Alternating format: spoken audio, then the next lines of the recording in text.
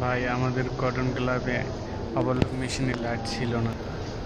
Even এই গার্মেন্টসের প্রতিটি ওভারলক মেশিনে লাগার কারণ কাজ করতে অনেক সুবিধাজনক।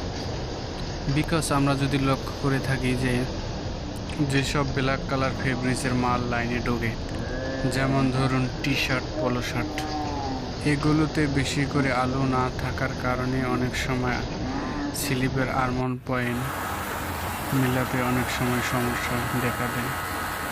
এতে করে কি হয় যে আর্মলের পয়েন্ট মেলে না। ইভেন আমাদের অনেক অল্টার সারতে হয়।